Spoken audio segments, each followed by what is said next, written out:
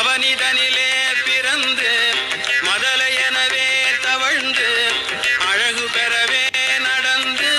இளையோனாய் அருமழலையே மிகுந்து குதலை மொழியே புகன்று அதிவித மத